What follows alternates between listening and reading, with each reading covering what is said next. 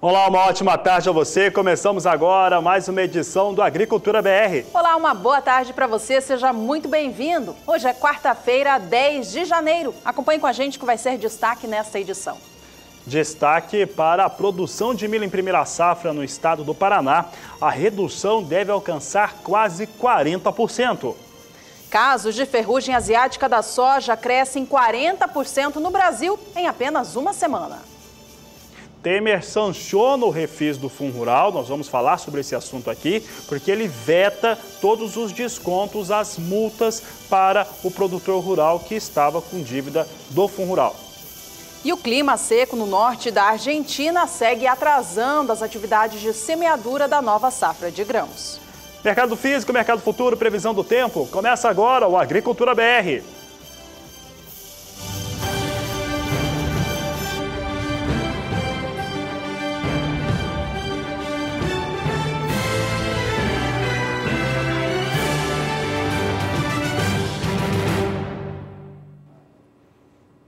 E o presidente Michel Temer sancionou nesta terça-feira a lei que regulamenta o refis para os produtores rurais que estão em débito com o Fundo Rural. Entre os vetos que foram colocados nessa aprovação, nessa sanção presidencial, está sobre o desconto, que era de 100% sobre as multas em relação à dívida total dos produtores que estão nesta situação.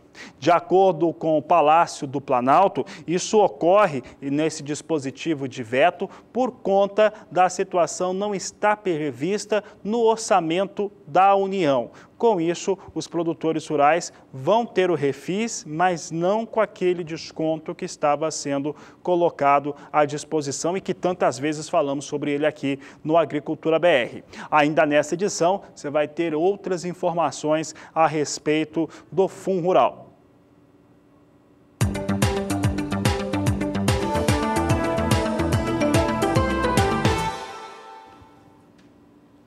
O período recomendável para o plantio da nova safra de grãos temporada 2017-18 na Argentina está chegando ao fim.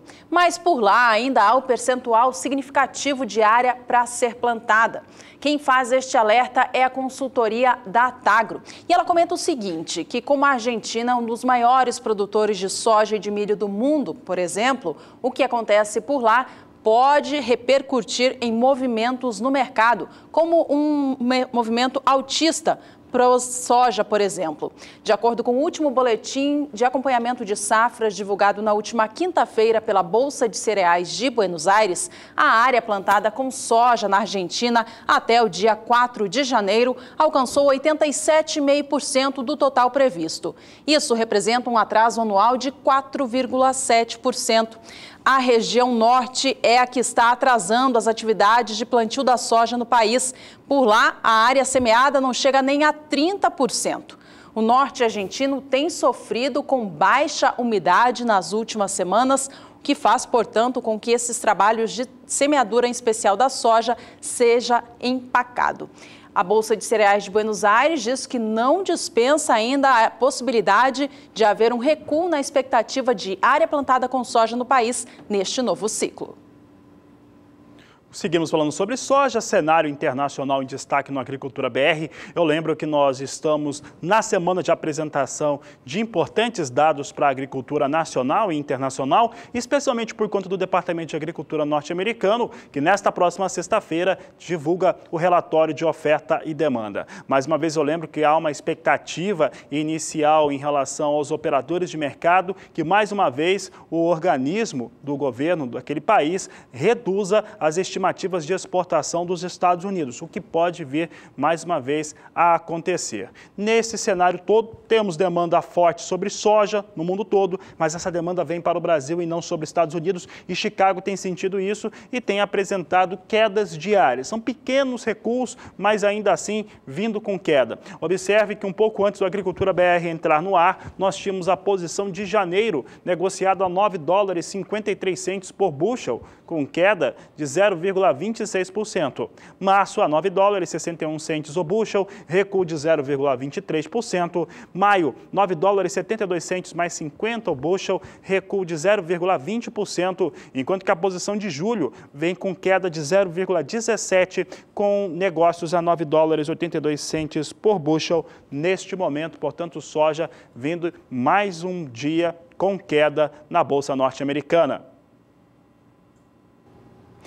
Aqui no Brasil, apesar de o início das atividades de semeadura da soja terem começado bastante atrasados por conta da demora na chegada das chuvas, o regime de chuvas melhorou a partir de novembro, em especial, e isso fez com que os trabalhos de semeadura se adiantassem no campo e agora as lavouras apresentem um bom potencial produtivo. Tanto é que a consultoria Celeris elevou a sua expectativa da safra brasileira de soja temporada nova, 17/18. A consultoria apresentou seus novos números nesta última terça, dia 9 de janeiro. De acordo com esta consultoria, a produção de soja no Brasil neste ciclo novo está agora estimada em 111.800.000 toneladas do grão, um volume que fica 1,9% à frente da projeção apresentada anterior pela Celeris. Apesar de ainda haver algum potencial climático que possa interferir no resultado final da safra, o rendimento médio esperado para as lavouras de soja do Brasil já pode ser firmado como positivo. Na visão da Celeris, a média nacional para esta nova safra de soja do país é estimada em 53,7 sacas por hectare, um volume que está também revisado em relação à projeção anterior, ficou 2% acima. O destaque negativo fica por conta do Rio Grande do Sul, estado que tem recebido pouco volume de chuvas nas últimas semanas. A expectativa da Celeris para este estado é de que o rendimento médio caia 13% na comparação com o ciclo passado. E, Juliana, para ter esses resultados, o clima também tem que colaborar. E o fato é que a colheita, ela já iniciou no Paraná, no estado do Mato Grosso. No Mato Grosso, especificamente, está com muita dificuldade porque as chuvas têm atrapalhado esse processo para quem fez o cultivo das variedades mais precoces da soja. Antes do Agricultura BR entrar no ar, nós conversávamos com o repórter Valdir Pacheco, ele que está numa propriedade, e ele dizia que hoje o clima segurou um pouco e as máquinas estavam no campo e estavam colhendo.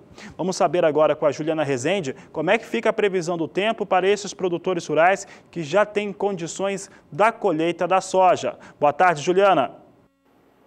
Olá, boa tarde a todos. Os produtores de soja da região central do Brasil agora até já começaram as atividades de colheita. Na região de Itapurá, no estado do Mato Grosso, os produtores já começam a avançar com as atividades no campo, só que as condições climáticas é que vem atrapalhando o andamento das atividades no campo. Isso porque as últimas chuvas foram fortes e também foram muito persistentes, o que garantiu para o aumento dos índices de umidade do solo aqui na maior parte da região centro-oeste e também no estado do Mato Grosso. Então, a falta de luminosidade associado também ao excesso de umidade no solo é que vem prejudicando as atividades no campo na região centro-oeste. Agora, nos próximos 5 dias, ainda tem previsão de chuva nos 3 estados da região e no Mato Grosso, as instabilidades devem persistir. E o volume de chuva ainda deve ficar bastante significativo, em torno de 30 até 50 milímetros na maior parte da região. Aqui no noroeste, onde a chuva ocorre com um pouco mais de intensidade e também com maior frequência.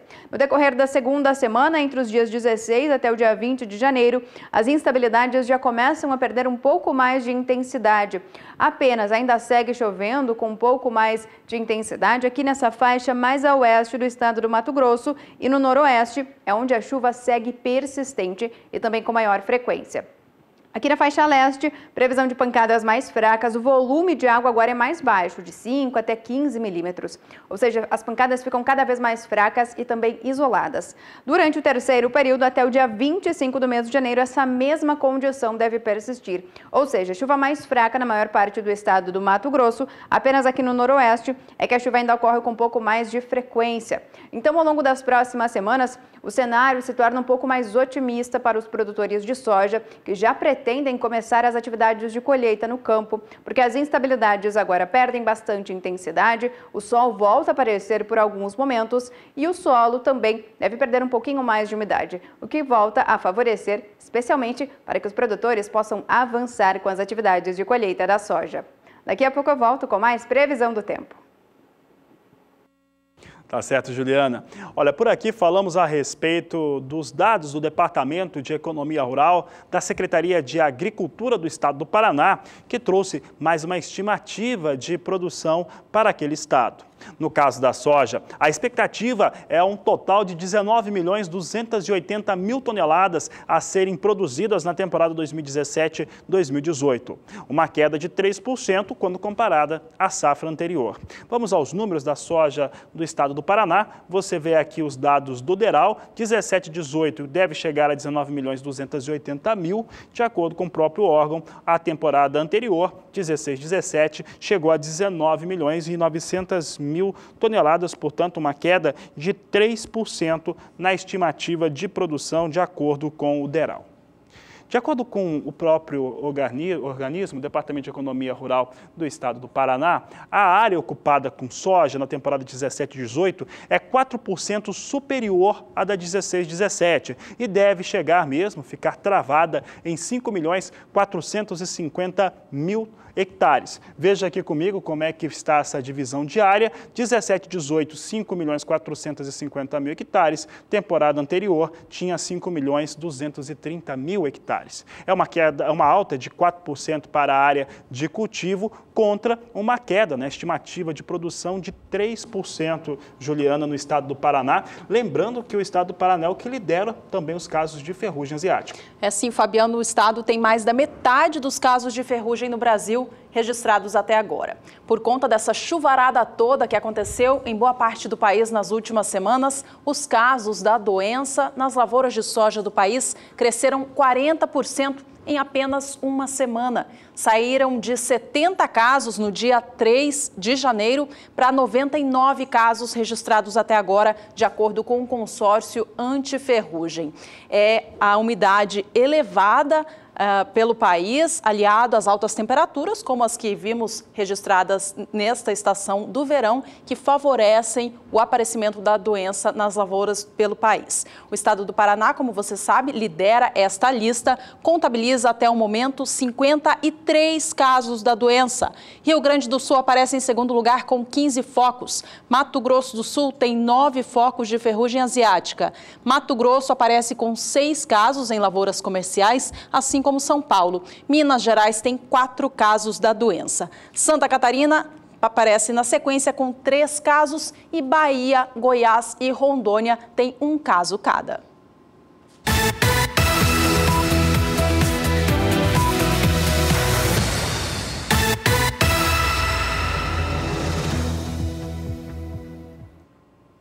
Vamos saber agora das referências para os valores praticados com soja no Brasil. Eu lembro que nós trazíamos um levantamento nessa semana de safras e mercado que mostrava que a situação de comercialização antecipada da soja vinha bastante lenta, abaixo de 30%. É uma situação inferior àquela que acontecia no ano passado e bem inferior também à média dos últimos 5 anos. Isso acontece por conta dos preços que são mais baixos quando comparado aos anos de 2017 e 2016 para o mesmo período, portanto, o mês de janeiro. Vamos saber como é que vem os valores de referência, esse levantamento dos últimos 15 dias, começando pelo Porto de Paranaguá. No dia 26 de dezembro, tinha um valor de R$ 73,50 a saca de 60 quilos. No dia 30, encerrando o ano, a R$ 73,00 a saca. Em 4 de janeiro, caía forte, que vinha para R$ 71,50 por saca. No último dia 6, voltava aos valores de 26 de dezembro, com R$ 73,50 a saca de 60 quilos. E nesse 10 de janeiro, valores que estão sendo de negócios a R$ 72,50. Portanto, Porto de Paranaguá com queda de 1,36% nos últimos 15 dias. Porto de Paranaguá, inclusive, que teve o recorde de embarques no ano de 2017, com a soja sendo o principal produto, 11.500.000 toneladas. Ainda nesta edição, você vai ter mais informações a respeito dos dados do Porto de Paranaguá. Porque antes falamos sobre o maior exportador, o maior porto exportador de soja do país, que é o de Santos, que vem com valores quase na estabilidade. No dia 26 de dezembro, eram R$ 73,50 o valor da saca, valor mantido no dia 30 do mês passado. Em 4 de janeiro, caía para R$ 72,00 a saca. No dia 6, chegava ao maior valor dentro desse período considerado, R$ 74,00 a saca de 60 quilos, e nesse dia 10 recua para R$ 73,00 a saca. Portanto, valores próximos à estabilidade, mas com queda de 0,7%.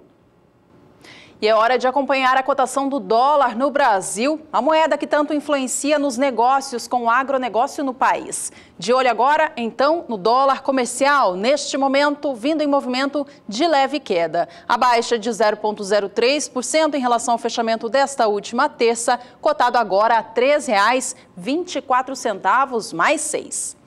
E o Agricultura BR vai agora fazer o primeiro intervalo desta edição. No próximo bloco, muitas informações sobre agricultura e também pecuária. Entre os destaques, Fabiano, a gente fala sobre o projeto Segunda Sem Carne, que foi aprovado para São Paulo para mudar as merendas escolares e também refeições servidas pelo governo no estado. A gente fala sobre esse assunto já já. E você pode participar do programa, mandando aquilo que você quer ver no programa e dando opinião, inclusive sobre esse projeto extremamente polêmico e, como alguns telespectadores já disseram, uma tremenda bobagem. Então você pode mandar para o Facebook, para o Twitter e também para o WhatsApp. O número é 67996562266. Nós voltamos já. Agricultura BR de volta, e agora você vai ver uma entrevista realizada pelo Walter Pulga Júnior, que recebeu Arnaldo Jardim, secretário de Agricultura do Estado de São Paulo. Entre os temas tratados que você vai ver agora está a vacinação contra a febre aftosa, que é muito importante, mas principalmente aquele projeto aprovado no final do último ano, em dezembro, ali no apagar das luzes, na hora que os deputados da Assembleia Legislativa de São Paulo estavam todo mundo querendo ir embora, aprovaram esse absurdo que é a segunda-feira sem carne. Eles falam sobre esse polêmico projeto que já teve na posição não oficial do governador Geraldo Alckmin, que vai vetar. Acompanhe.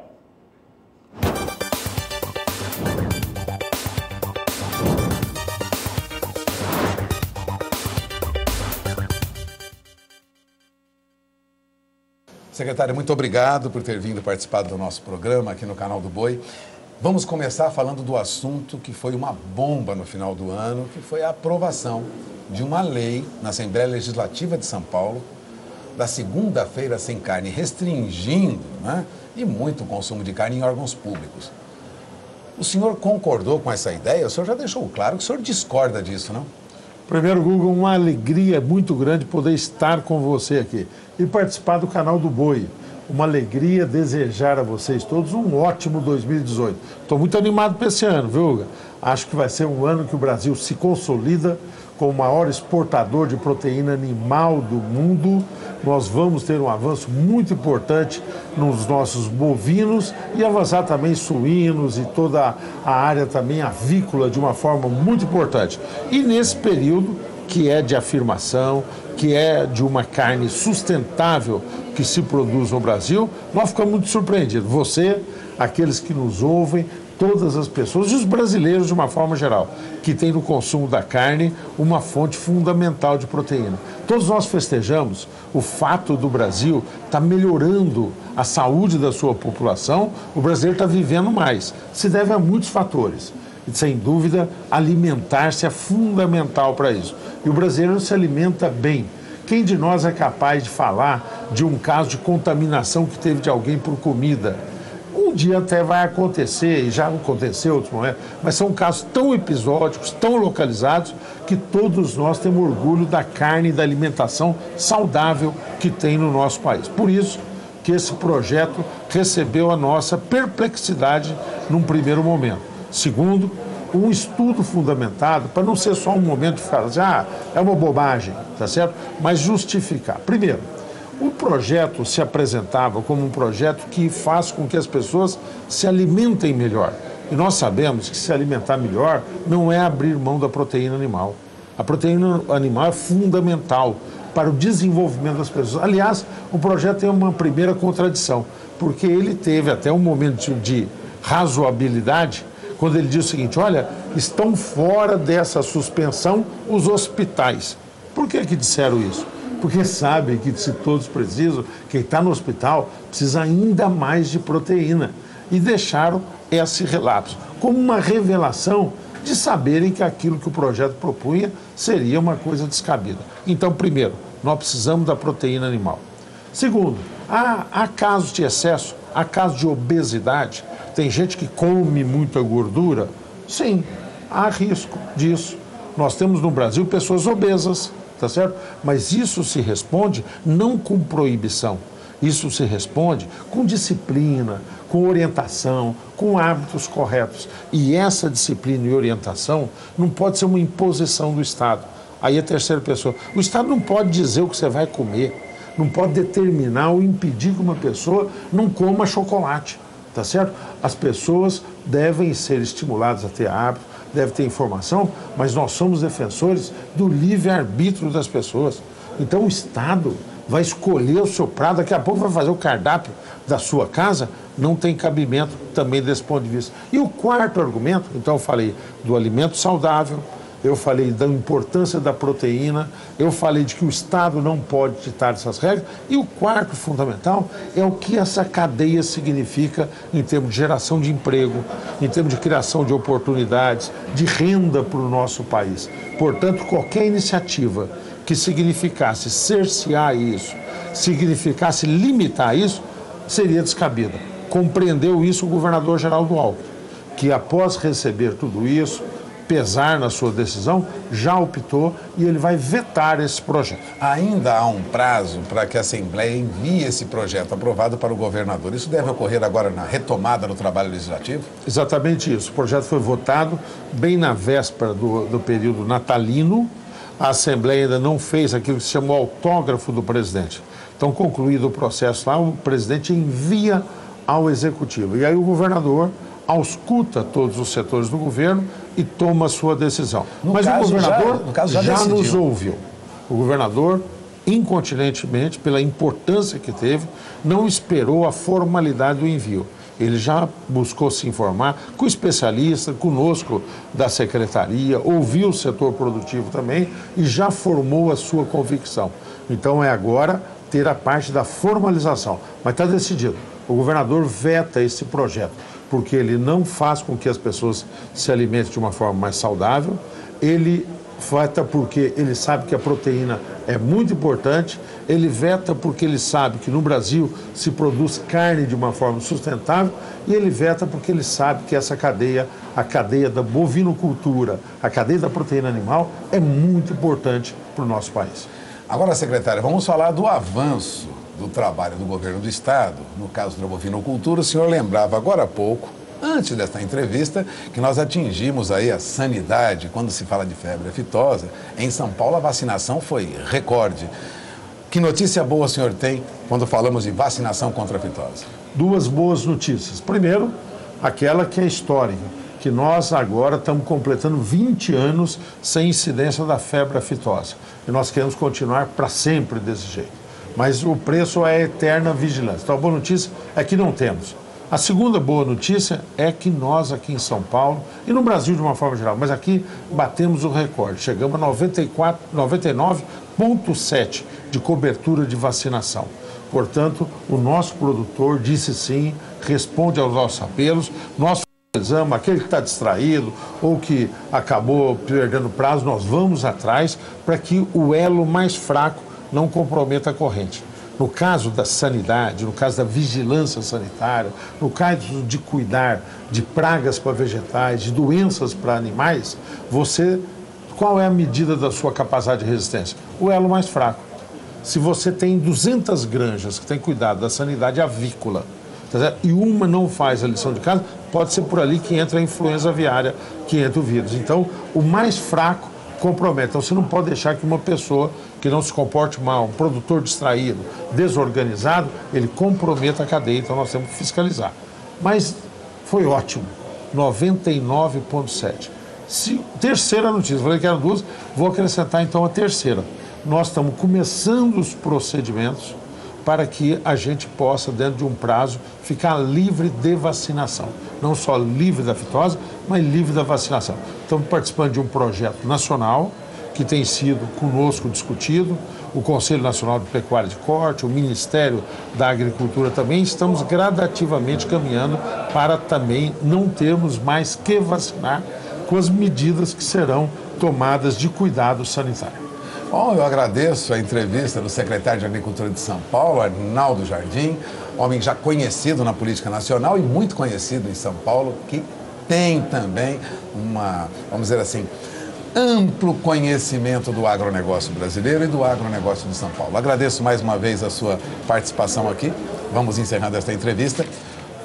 Voltamos ao programa. Obrigado. Muito obrigado, Guga. Muito obrigado a todos no canal do Boi. Uma alegria estarmos aqui. Parabéns a vocês que fazem a diferença produzindo com qualidade, produzindo com sustentabilidade, faz esse Brasil que dá certo.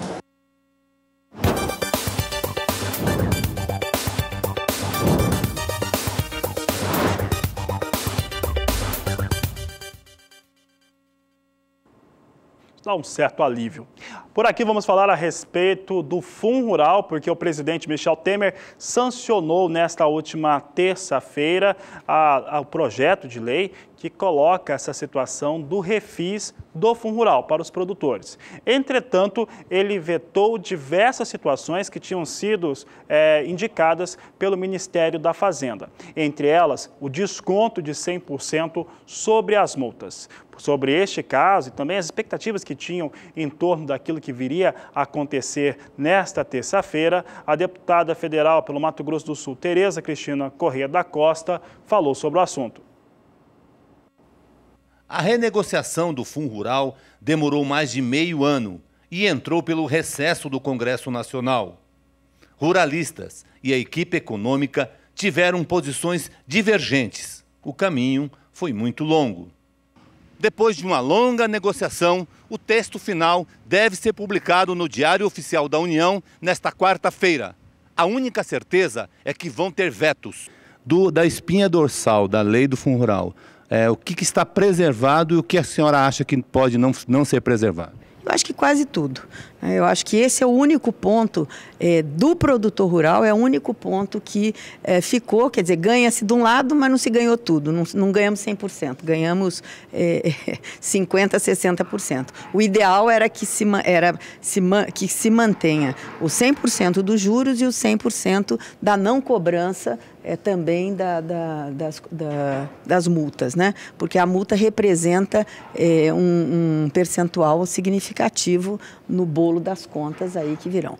Né? Então, mas o que é muito importante, e vamos falar também das coisas boas, não são só coisas ruins, é que tudo indica, porque isso ainda precisa da sanção presidencial, e a gente só vai ter essa certeza na hora que tiver publicado no Diário Oficial, é que houve um entendimento sobre se cobrar pela folha, né? Isso eu acho que é um avanço, um ganho da opção do produtor rural. Aqueles que têm poucos funcionários, por exemplo, um pecuarista que tem lá 4 funcionários, ele paga 2,3% ou 1,5%, que será a nova alíquota, sobre a sua produção bruta, é muito mais do que ele pagar sobre os seus funcionários, pagar o valor cheio. E é justo também. A modernização, a tecnificação do campo levou a essa distorção. Esses 2,3% e hoje 1,5% é muito maior do que se pagar pela folha. Eu acredito que isso vai ser sancionado, eu não posso afirmar, mas eu acredito que esse será um grande ganho. O outro grande ganho será a diminuição dessa alíquota de 2,3% para 1,5%, que também de 0,7% aí será um grande ganho também para o produtor rural. Publicada no Diário Oficial, a lei começa a valer nesta quarta-feira. De Brasília, Odacil Canepa para o SBA. Bom, e o presidente Michel Temer sancionou, ou seja, aprovou o projeto de lei que institui o refis do Fundo Rural na noite desta última terça-feira. De acordo com informações do próprio governo, o chamado refis do Fundo Rural, ele regulamenta as multas e juros em relação àqueles débitos dos produtores junto ao fundo. A nova legislação permite que os produtores pessoa física e empresas de laticínios, frigoríficos e agroindústrias parcelem as suas dívidas em 176 parcelas, o que dá cerca de 15 anos. Apesar da sanção do presidente, a medida foi aprovada com 24 vetos. Entre os mais polêmicos está o veto àquele desconto de 100% nas multas sobre o que deviam os produtores rurais. Para aderir ao programa, o produtor rural tem agora até o dia 28 de fevereiro para entrar com esse novo refis.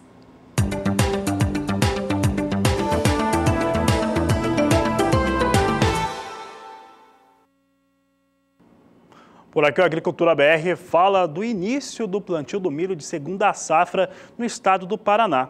De acordo com o DERAL, Departamento de Economia Rural do estado, por lá já teve o início, é bem pequena ainda a área, depende, claro, da colheita da soja e também do milho de primeira safra, mas já tem aí 4.480 hectares que foram cultivados com milho de segunda safra, de um total que deve atingir 2.150.000 hectares no estado do Paraná. A área para o Paraná do milho de segunda safra deve ser 11% inferior à segunda safra da campanha 16-17. Vamos ver na tela como é que está essa situação. São os dados oficiais do governo paranaense através do DERAL. Você observa que até o momento 4.480 hectares é uma área bem pequena ainda que foi cultivada, mas já tem andamento para essa área de plantio. Previsão é chegar a 2.150.000 hectares de área de cultivo.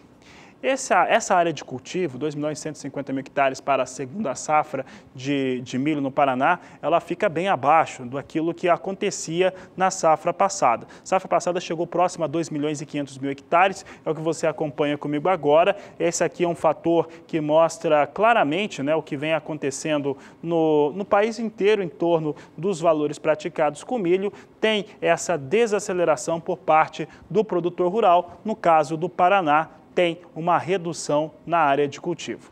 Essa redução da área de cultivo também deve trazer uma redução naquilo que vai ser produzido no estado do Paraná. É o que nós vamos ver agora, aqui falando da produção de segunda safra, temporada 17-18, deve chegar a 12.300.000 toneladas, contra uma temporada passada, 16-17, que teve um recorde de produção, com 13.280.000 toneladas, aí falando, Juliana, a respeito daquilo que foi produzido nessa segunda safra passada e o que deve acontecer na primeira safra. Tem redução. Bom, os produtores do Paraná, né, Fabiano, até já deram início ao plantio dessa segunda safra de milho, mas a colheita da primeira, ela segue acontecendo. O estado paranaense tem a menor área de cultivo de milho de verão neste ciclo 2017-2018, em detrimento de cada vez mais áreas sendo destinadas à soja. O volume total a ser retirado dos campos também cai demais neste novo ciclo, cai em 39%.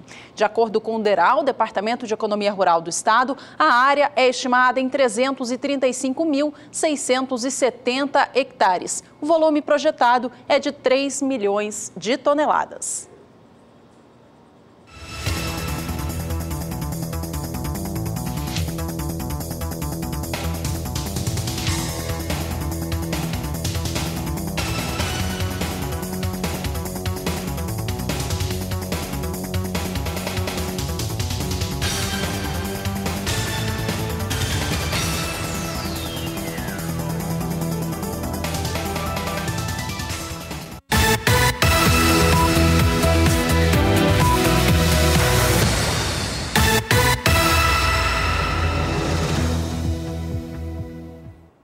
O assunto agora são os valores do milho no centro-oeste brasileiro. Começando pelo estado de Goiás, acompanhem conosco aqui o que vem acontecendo nos últimos 15 dias. No dia 26 de dezembro, o valor médio encontrado em todo o estado era de R$ 25,25 por saca de 60 quilos.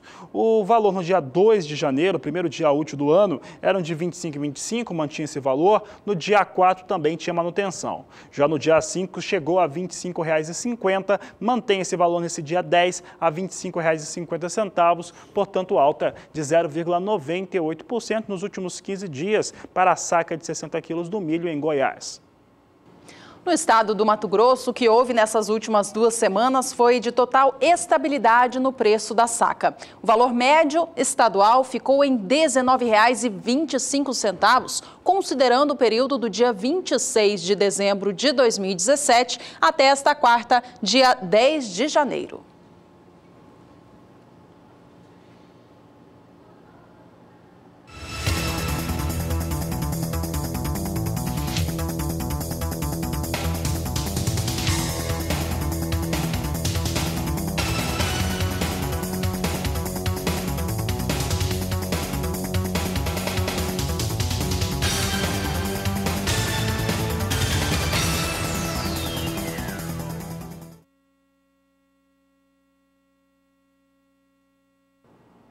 Por aqui, a Agricultura BR segue falando sobre milho. Agora vamos falar sobre milho no mercado futuro nacional. Você acompanha comigo agora como é que vem se comportando os valores do cereal no mercado futuro. Aqui nós temos Chicago. Ontem nós tínhamos milho em Chicago até operando numa situação um pouquinho melhor. Hoje tem queda para milho na Bolsa Norte-Americana. Posição de março vem a $3,48 por bushel. A queda é de 0,14%. Maio, $3,56 por bushel, recuo de 0,13%, e julho e setembro com queda de 0,20%, $3,64 por bushel na posição de julho e $3,72 por bushel na posição de negociação do mês de setembro. O milho em Chicago continua vindo com quedas. Juliana.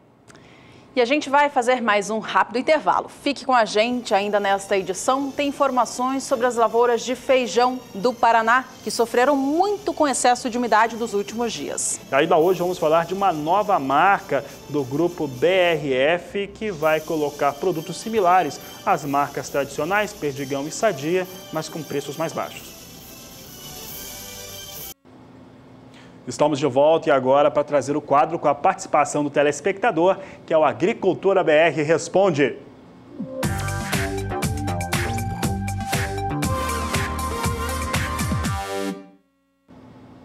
A participação de hoje vem lá do estado do Ceará. A gente já aproveita para mandar um abraço a todos que nos acompanham por aí. Vamos ler na tela. A pergunta, então, é do Juarez, de Campos Sales. Ele fala o seguinte: gostaria de receber informação das chuvas para a cidade de Campos Sales, Ceará, para os meses de janeiro a março. Juarez, atenção para as informações, então. Quem traz os detalhes é a Juliana Rezende. Respondendo à dúvida do telespectador Juarez, da região de Campos Sales, no sul do estado do Ceará, que quer saber como é que ficam as chuvas agora, tanto no decorrer do mês de janeiro, como também a partir dos próximos meses. Agora, a disponibilidade hídrica do solo na região de Campos Sales, aqui no sul do estado do Ceará, ainda segue baixa. As últimas chuvas acabaram sendo muito irregulares e não tiveram potencial para conseguir aumentar a disponibilidade hídrica do solo. Nos próximos 5 dias, até o dia 15 de janeiro, tem previsão de chuva aqui para o estado do Ceará e também para a região de Campos Sales. O volume de chuva até fica um pouco mais significativo do que nos períodos anteriores, podendo alcançar até 30 milímetros em apenas 5 dias. Só que a partir da segunda semana, essa chuva já perde intensidade novamente. Entre o período do dia 16 até o dia 20, as instabilidades agora perdem intensidade novamente na maior parte da região nordeste e também no estado do Ceará. Agora o volume de chuva é bem mais baixo, em torno de 15 milímetros em apenas 5 dias. Então são pancadas cada vez mais fracas e isoladas que acabam correndo intercalada com dias de tempo mais seco. No decorrer do terceiro período, até o dia 25 do mês de janeiro, ainda tem previsão de chuva no Ceará, só que as pancadas devem persistir de maneira muito fraca e também ocorrendo intercalada com dias de tempo mais seco. Agora, no decorrer do mês de fevereiro, as instabilidades somente devem se tornar cada vez mais frequentes, especialmente a partir da segunda quinzena. Então, os primeiros 15 dias de fevereiro ainda devem ser marcados por tempo mais seco e sem pancadas de chuvas muito expressivas. As instabilidades começam a ocorrer a partir da segunda metade do mês de fevereiro e o mês de março também já deve ser marcado por chuvas mais frequentes e também com condições climáticas mais favoráveis para grande parte das lavouras da região, porque as instabilidades agora se tornando um pouco mais frequentes, especialmente a partir do mês de março, já conseguem aumentar a disponibilidade hídrica do solo. Daqui a pouco eu volto com mais previsão do tempo. Bom, e você pode participar também do Agricultura BR, mandando sua mensagem, sua dúvida aqui para o programa. Mande através do Facebook, do Twitter e também pelo WhatsApp 67 99656 2266.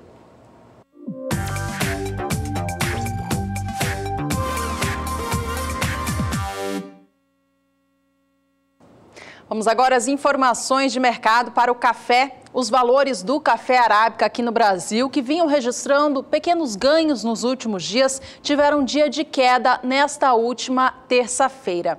De acordo com a apuração feita pelo CPEA, os valores da saca de 60 quilos do grão caíram para R$ 448,34, uma queda em relação à data anterior. Se a gente avaliar o que vinha acontecendo antes disso, os valores chegaram a subir até os R$ 454 no dia 5 do mês, mas de lá para cá operaram em recuo, marcando, portanto, esta primeira semana do mês de janeiro, desvalorização. Ainda assim, se a gente comparar com o que houve no fim do ano de 2017, o preço da saca de arábica ainda tem leve alta, de 0,30%.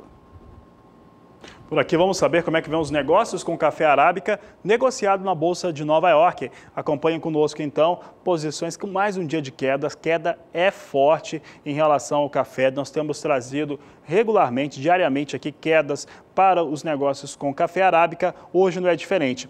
Posição de março negociada com recuo de mais de 1,5%, 1,59% de queda a $1,23 mais 15 a libra peso. Maio recua a 1,56%, $1,25 mais 60 por libra peso. Posição de julho, neste momento, é negociada a $1,27 mais 90 a libra peso, com queda de 1,87% neste momento.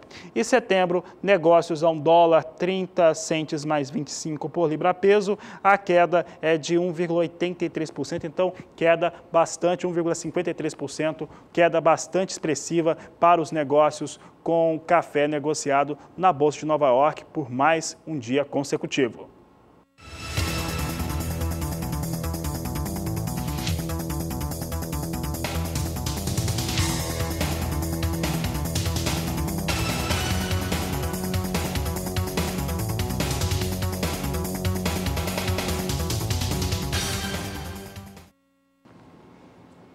E 2018 começou com desvalorização para o valor da saca de café Conilon aqui no país. Os poucos primeiros dias úteis deste mês de janeiro já registram baixa superior a 1%.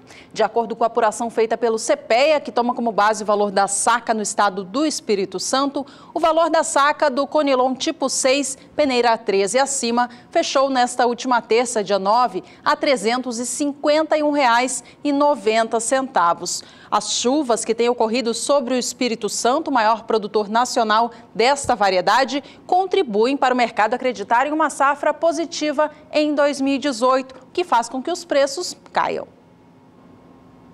Vamos saber como é que vem o café robusto agora, negociado na Bolsa de Londres. Você acompanha comigo as posições que, se nesta última terça-feira tinham recuperação, hoje devolve o que ganharam ontem. Posição de janeiro vem com $1.739 a tonelada, já fazendo alteração de negócios por lá, migrando para a posição de março. Posição de março vem a $1.722 a tonelada, com queda de 0,11%. Maio, $1.718 por tonelada, perde mais, perde 0,46%. E julho, $1.751 por tonelada, com queda de 0,39%.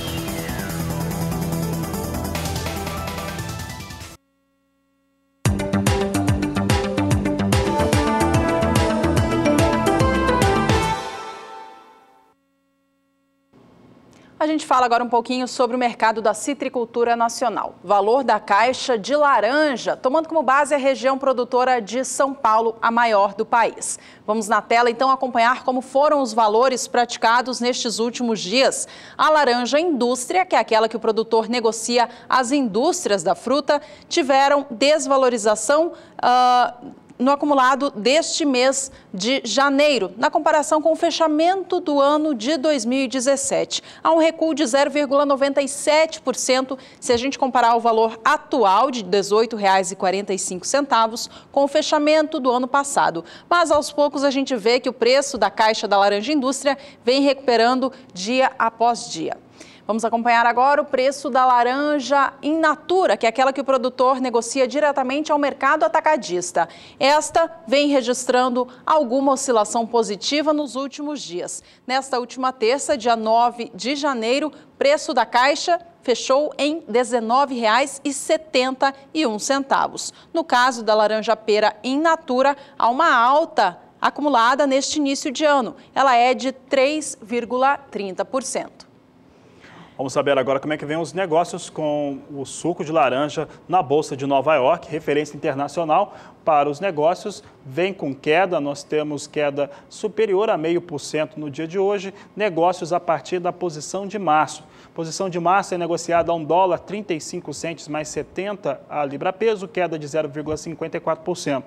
Maio também vem com o mesmo recuo, só que negociada a $1,36 por libra-peso.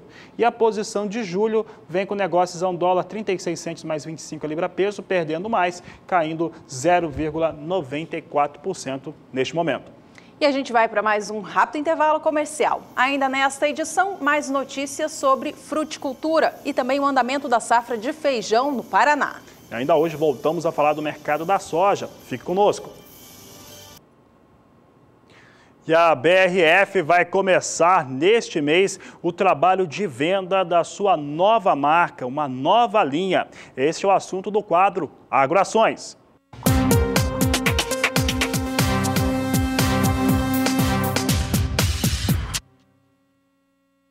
A BRF começa nesse mês de janeiro o trabalho de vendas da sua nova linha de produtos, uma nova marca que vai trabalhar em paralelo com as demais delas, como a Sadia e a Perdigão.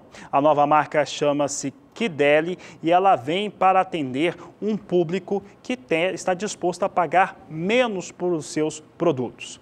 De acordo com a BRF, essa situação de distribuição começa agora, trabalho de vendas, e ganha o mercado a partir do mês de fevereiro, nas redes de atacarejo e também nas distribuidoras independentes. Por falar em independência, de acordo com o comunicado da BRF, essa nova linha, ela trabalha totalmente independente das outras linhas, da Sadia e também da Perdigão. Uma outra característica que faz com que ela tenha preços mais baixos, a intenção é atingir um público C e D, é que ela não vai ter nenhuma verba para a campanha publicitária. Então, o Quideli deve chegar ao mercado sem muito alarde, mas com preços bem mais baixos do que o posicionamento econômico de Sadia e Perdigão e concorrendo também, ganhando um outro tipo de mercado em relação a outras concorrentes, como a da marca Seara, que é controlada pela JBS. Vamos ver os dados relacionados a essa nova marca. A marca chama-se Quideli, distribuição em atacarejo e também em distribuidores independentes. Ela vai entrar em linha, mas independente da Sadia e Perdigão, parque de produção fabril com 29 fábricas. De acordo com a própria BRF, esses produtos vão ser colocados à disposição, que são a base de aves e suínos. Desde de agosto do ano passado já se pensava nisso, mas será colocado à disposição para ter um melhor aproveitamento das produções da Sadia e da Perdigão. E com isso, elevar a sua situação de rentabilidade. Um outro fator é aproveitar ou reaproveitar aquilo que está sobrando das áreas da Sadia e Perdigão. Basicamente, porque Deli entra no mercado com a mesma qualidade das outras marcas, mas com preço bem mais baixo. Vamos ver mais uma situação aqui relacionada à BRF, aqui os valores das ações nos últimos 30 dias. Em 11 de dezembro, estava em R$ 36,82 o valor da ação. Já no dia 19, R$ 35,59. Encerrou o ano a R$ 36,60 o valor da ação. Em 4 de janeiro, chegava a R$ 37,40 e nesse último dia 9 de dezembro, R$ 39,85 o valor da ação da BRF. Hoje, mais cedo, vinha com ligeira queda o valor da ação, que é negociado sobre a sigla BRF-S3. Vamos saber como é que vem o mercado ao vivo agora. Temos queda forte neste momento para a BRF-S3, que vem com recuo de 1,58%, negociada agora a R$ 39,22.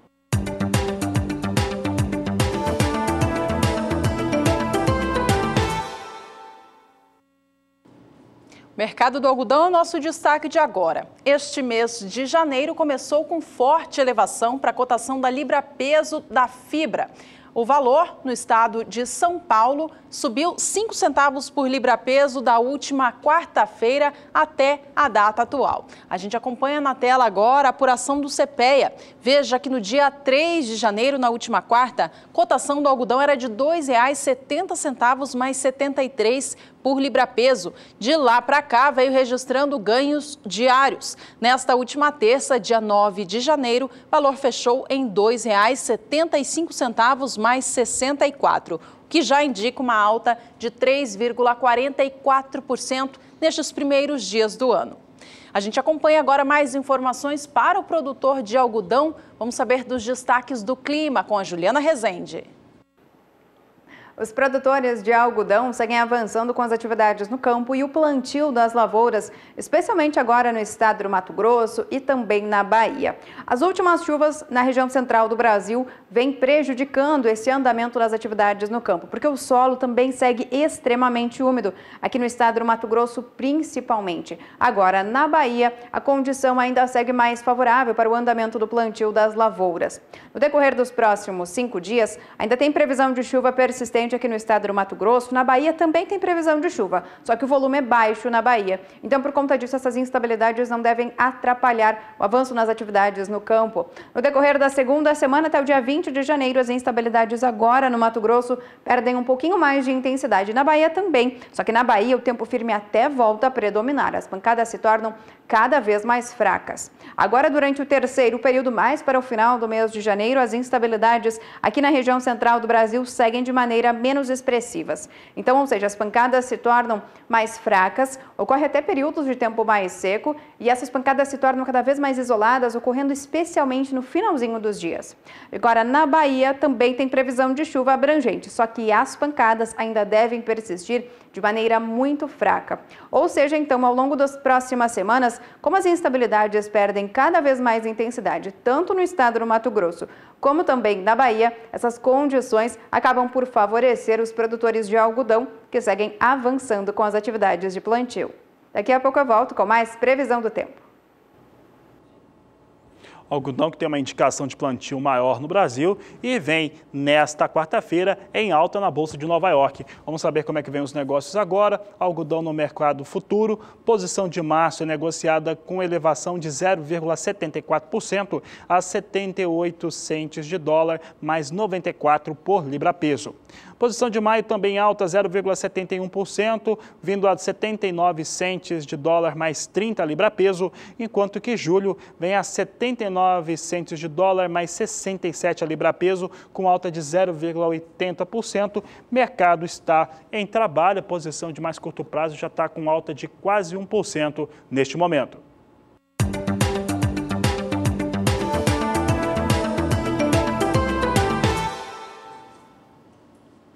O Agricultura BR traz hoje um episódio da série Frutos da Terra, que mostra um pouquinho da produção de hortifruti do Brasil. Nesta edição, você vai conhecer mais sobre o programa da Conab, que apoia a agricultura familiar. Quem tem as informações é Odacil Canepa.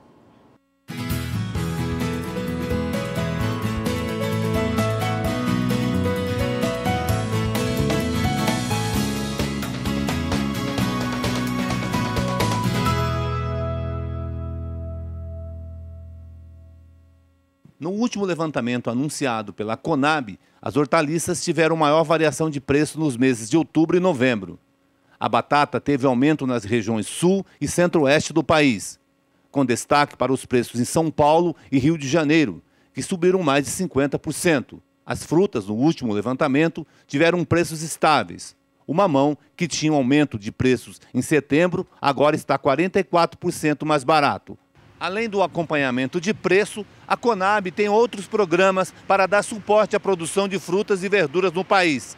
Um deles é que faz a compra direta da agricultura familiar. E esses alimentos vão ser comprados dos agricultores familiares e doados para organizações que atendem pessoas em situação de insegurança alimentar. São creches, asilos, hospitais, escolas, enfim, tem uma infinidade de público aí que atende. Grande parte desses alimentos que o PA compra são produtos de hortifruti granjeiros, né? Então, muitas frutas, muitos legumes, verduras, a maior parte dos alimentos provedores do programa, por um lado, que atende à compra de alimentos é o Ministério do Desenvolvimento Social, através da Secretaria de Segurança Alimentar Nacional, né, em que ele passa o recurso para a Conab, para que a Conab execute, e também a SEAD, Secretaria Especial de Agricultura Familiar e Desenvolvimento Agrário, que também faz um outro tipo de modalidade de PA, que a Conab também é executora, né?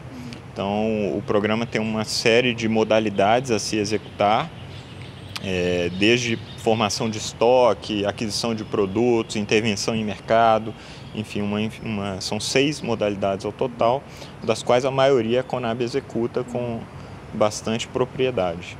O projeto é sensacional, é de suma importância porque a gente dá, na verdade, uma possibilidade de comercialização para o agricultor familiar. No Brasil, muitas vezes o agricultor familiar tem dificuldade de acessar o mercado. Ele consegue produzir com qualidade, mas não consegue competir no mercado, né? Muitas vezes ele fica somente com a responsabilidade de passar de vender esses produtos em feiras e muitas vezes não consegue acessar mercados mais formais, né? Com o PA, a gente traz esse agricultor para o centro das atenções. Muitas das organizações que a gente já apoiou e vem apoiando até hoje estão em outro patamar de desenvolvimento e conseguem acessar, inclusive, mercados tradicionais, mercados privados, supermercados. A gente tem muitos casos pelo Brasil de organizações que se estruturaram graças ao PA, acessaram posteriormente também o PNAE, né, o Programa Nacional de Alimentação Escolar, e hoje estão, digamos, bem para acessar o mercado privado, que é um leão a cada dia, né? Odacil Canepa para o SBA. Foi adiado para o mês de fevereiro o lançamento do Plano Nacional de Desenvolvimento da Fruticultura. A medida, elaborada pelo Ministério da Agricultura e que seria divulgada neste mês de janeiro, tem como objetivo estabelecer políticas e estratégias visando a melhoria do setor, em especial o aumento da produção do Brasil, do consumo interno e, em especial, das exportações. As metas do plano são ambiciosas: dobrar a produção de frutas em 5 anos e aumentar em pelo menos 50% o volume delas exportadas no período de 2 anos. O Brasil é o 3º maior produtor mundial de frutas, fica atrás apenas da China e da Índia, mas é o 23º no quesito exportação. Segundo o Ministério da Agricultura, o país exporta apenas 2,5% do que produz, mas tem um potencial grandioso. Os números considerados fracos de exportação fazem, inclusive, com que o país fique atrás de outros países da América do Sul neste quesito, como o Chile e o Peru, por exemplo, que são muito menores em extensão territorial. No mesmo molde do Plano Nacional de Fruticultura, o Ministério da Agricultura também elabora um plano voltado para o feijão, que deve ser divulgado no mês de março. Antes previsto para ser divulgado em fevereiro, o Plano Nacional de Desenvolvimento do Feijão também vai incluir outras leguminosas, como grão de bico, lentilha e ervilha.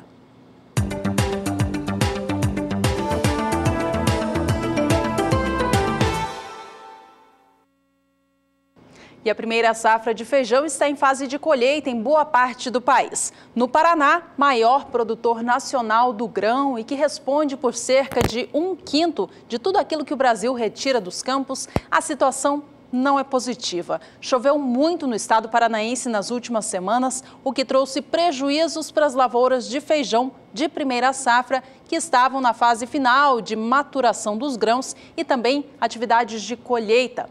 De acordo com o Departamento de Economia Rural do Estado do Paraná, das lavouras que se encontram nos campos, 54% delas apenas se encontram em boas condições, 37% têm condições médias e 9% têm condições ruins. 31% das lavouras foram colhidas no estado até o momento. Como o mercado do feijão é especulativo, o que acontece em relação ao clima rapidamente já é refletido para o mercado. Com isso, os preços do feijão carioca no estado do Paraná chegaram a subir 30% desde antes do Natal até os dias atuais, na cidade de Campo Mourão, por exemplo, dados do Departamento de Economia Rural do estado. A gente confere agora como estão mais cotações do feijão carioca para o estado paranaense.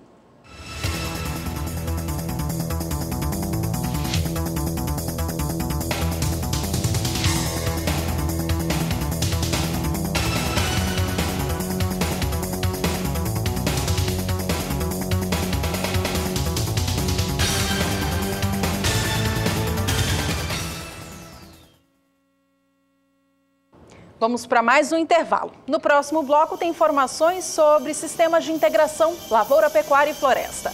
E ainda hoje nós vamos saber como é que foi a movimentação no Porto de Paranaguá em 2017. Até já! Renda alternativa para o produtor, recuperação de áreas degradadas e, principalmente, investimento em multiculturas. Essa é uma das vantagens da integração lavoura, pecuária e floresta que você acompanha no quadro Tecnologia e Produção.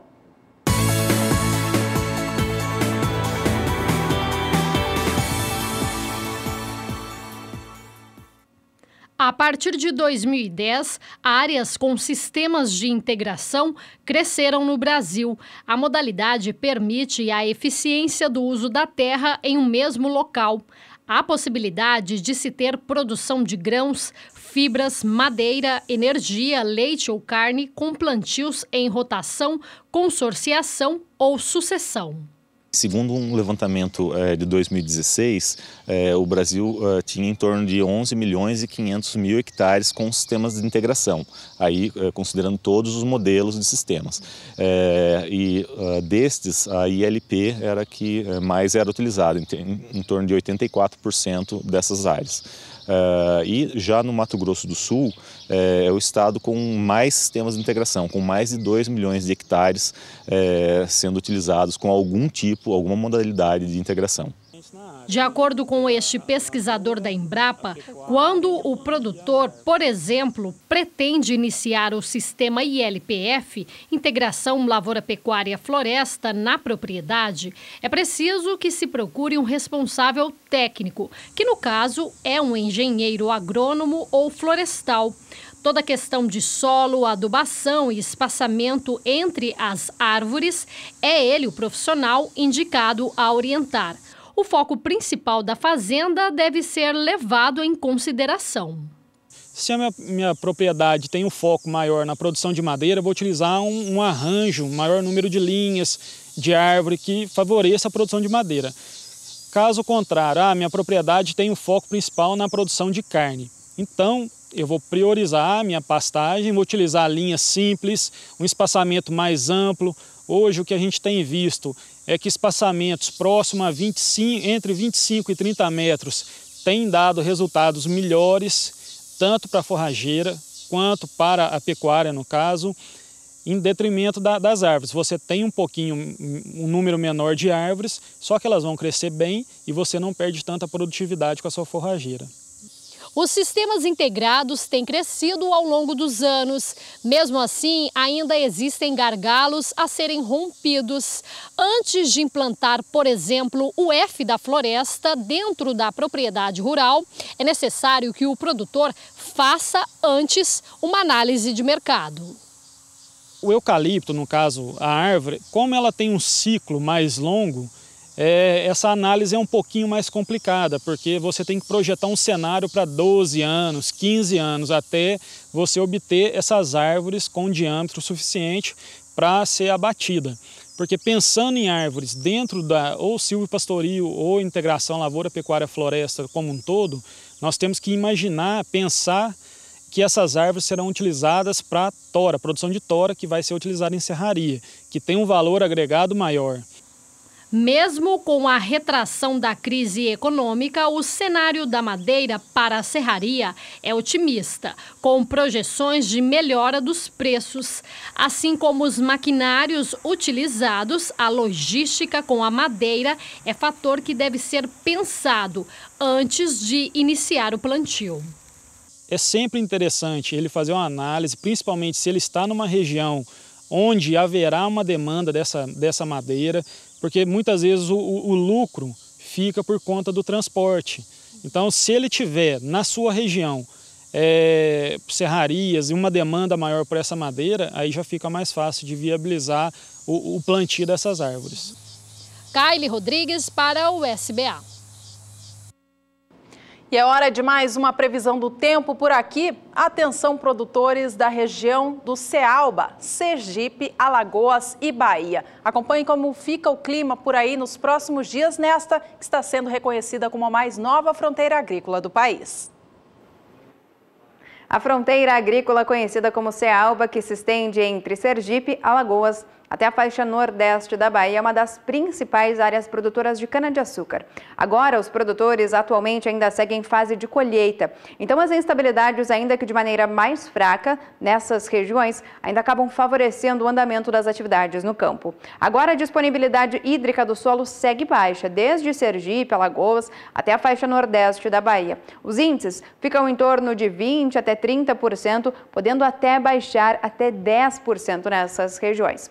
Nos próximos 5 dias, tem previsão de chuva, só que não vai ser uma chuva que tem potencial para conseguir aumentar a disponibilidade hídrica do solo. São pancadas muito fracas, isoladas, que ocorrem especialmente no finalzinho do dia. O volume é baixo, em torno de 15 milímetros aqui desde o nordeste da Bahia até o estado de Sergipe. No decorrer do segundo período, as instabilidades perdem cada vez mais intensidade. O volume de chuva agora segue em torno de 5 milímetros. São pancadas muito fracas e também irregulares. E essa tendência ainda vai persistir até o final do mês de janeiro. As instabilidades ainda na região de Cealba ainda devem persistir de maneira muito fraca e também pancadas irregulares, ocorrendo intercaladas com dias de tempo mais seco. Então, ao longo das próximas semanas, como tem previsão de chuva mais fraca nessa região entre Sergipe, Alagoas e o nordeste da Bahia, os produtores acabam por ser favorecidos. Isso porque essas instabilidades mais fracas não atrapalham no andamento das atividades de colheita da cana-de-açúcar. Hoje eu encerro por aqui a minha participação. Até mais!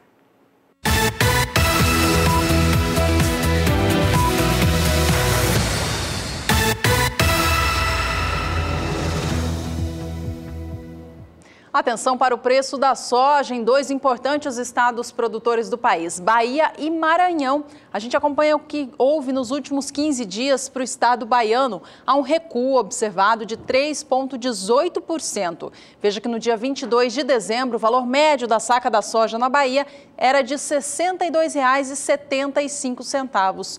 No dia 29 do mês, ano quase acabando, o valor de mercado por lá estava em R$ 62,25. E o ano de 2018 começou com forte baixa para este mercado no estado baiano. O valor médio da saca da soja fechou em R$ 60,75 no dia 4 de janeiro, em R$ 60,25 no dia 8, segunda-feira desta semana, e nesta quarta-feira, dia 10, recupera um pouquinho, volta aos R$ 60,75, ainda assim registrando recuo superior a 3% nos últimos 15 dias. Já no estado do Maranhão, há uma alta observada nestas últimas 2 semanas. A gente acompanha agora a apuração feita pela Agricultura BR, que toma como base a média para o estado. Veja que nesta quarta-feira, dia 10 de janeiro, o valor médio da saca está em R$ 59,75. Lá atrás, no fim do ano de 2017, o valor estava em R$ 59,25, levemente abaixo. De lá para cá, oscilou pouco no estado do Maranhão, mas chegou a cair no início deste ano. No dia 4, fechou em R$ 58,76, mas de lá para cá, recuperou seu preço. Na segunda-feira desta semana, dia 8, encerrava o dia a R$ 59,25. E nesta quarta, mais uma vez, vem a R$ 59,75, alta de 0,84%.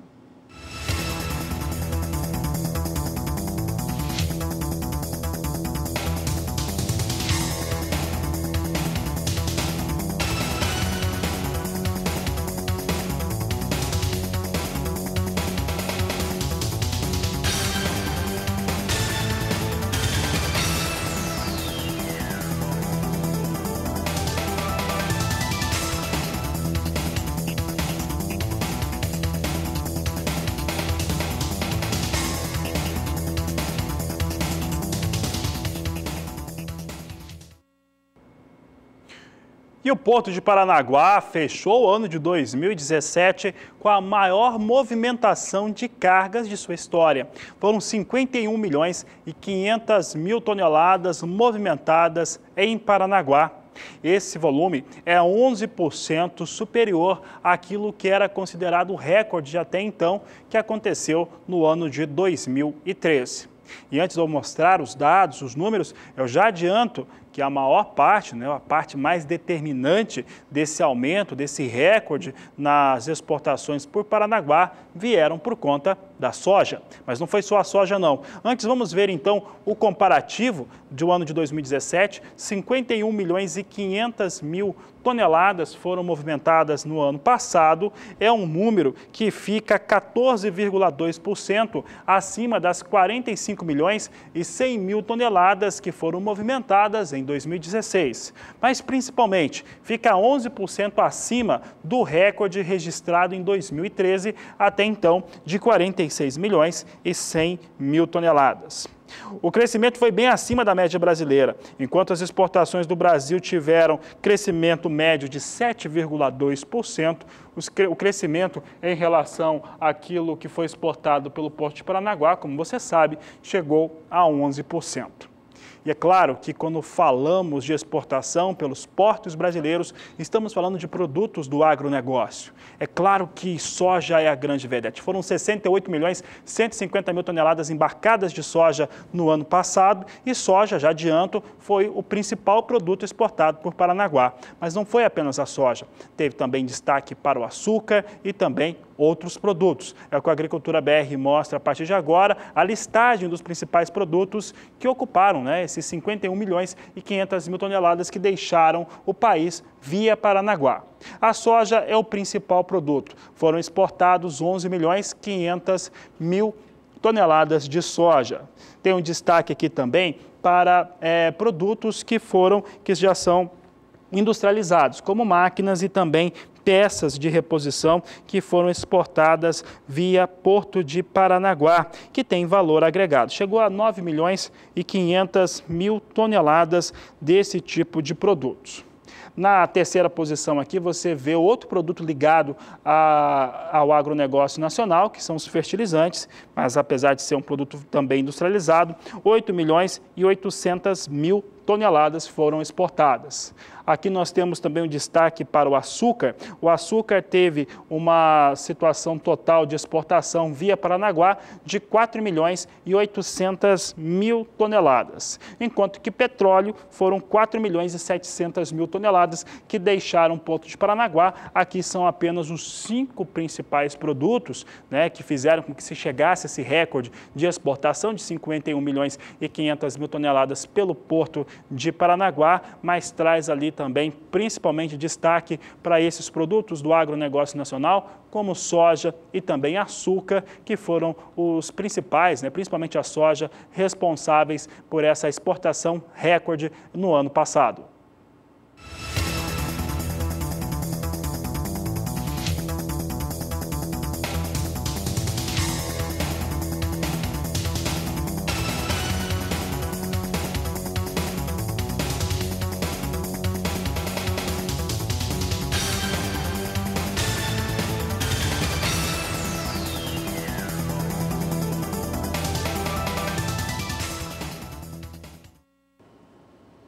A agricultura de precisão vem revolucionando o trabalho no campo, garantindo mais produtividade e rentabilidade ao produtor.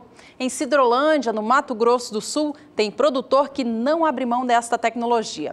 É o que você vai acompanhar agora na reportagem de Miriam Valadares, no quadro Inovação Agrícola.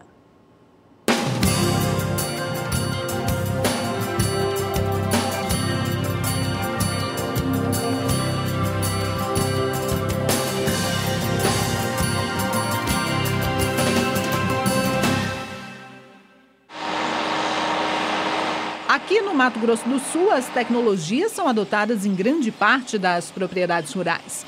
O senhor César Lírio está na região de Nova Alvorada do Sul há mais de 4 décadas. Há 2 anos, ele adotou a agricultura de precisão com resultados satisfatórios. Se você não tiver mais produtividade, você já não te sobra nada. Antes você fazia uma correção de solo, jogar 2 toneladas ou 3 toneladas, conforme você imaginava que estava precisando da sua área. Então você tinha desperdício, porque você botava calcária onde não faltava, onde não precisava, o gesso também onde não precisava. Então tudo isso é custo. Então, com a precisão, você vai jogar o calcário no lugar certo, o gesso no lugar certo, essas correções que você tem que fazer todo, e a adubação também nesse daí. Com os campos cobertos com soja, o agricultor investe em tecnologia com o objetivo de alcançar produção média de 65 sacas por hectare. Na área de 1.000 hectares foram semeadas 3 variedades. Nesta safra, ele apostou em uma tecnologia diferenciada para a inoculação das sementes. Quem explica é o engenheiro agrônomo que presta consultoria ao produtor.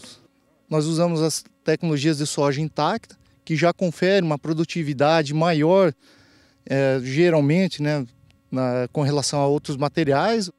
Outra tecnologia adotada esse ano foi a aplicação nutricional via suco, né, que é um equipamento que fica acoplado na plantadeira, e é feita a aplicação via produtos líquidos. Nesse caso, esse ano específico, foi boro, que toda a área necessita bastante boro. E aproveitando a mesma aplicação, já utilizamos então o inoculante também via líquido aplicado diretamente no solo. Esta outra área da Estância Lírio, que durante anos foi destinada ao plantio da cana, recebe uma atenção especial com a rotação de culturas. Então nós tiramos a cana, fazemos um plantio de soja para dar uma oxigenada aqui no solo, né? E a hora que tirar a soja, a gente já entra com o plantio direto de cana. Segundo o mapa, 67% das propriedades agrícolas do país adotam algum tipo de tecnologia, seja na gestão dos negócios ou nas atividades de cultivo e colheita dos grãos.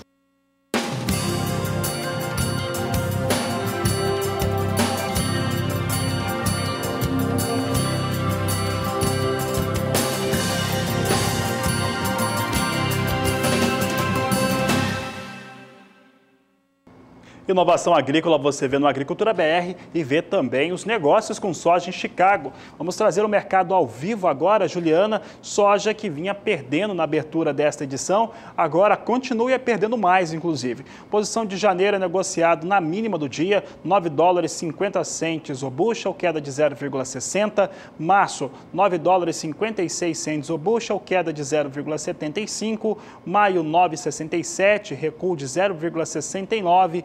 Julho de 2018, negócios a $9,77 o bushel, queda de 0,66%. Todas as posições aqui são negociadas na mínima de Chicago do dia de hoje. Rapidamente, vamos ao dólar comercial aqui no Brasil, que hoje, no início da edição, vinha com leve queda frente a ontem.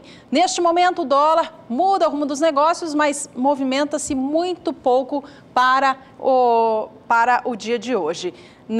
Há poucos minutos, vinha com leve alta de 0,03% a R$ 3,24 mais 8. O fechamento da moeda no dia de hoje você acompanha na terceira edição do programa, que começa às 5h20 da tarde pelo horário de Brasília. Esta edição fica por aqui. A você que esteve com a gente, obrigada pela companhia. Este é o Agricultura BR. A inteligência e a transparência do agronegócio sempre com você. A todos uma ótima tarde e até mais.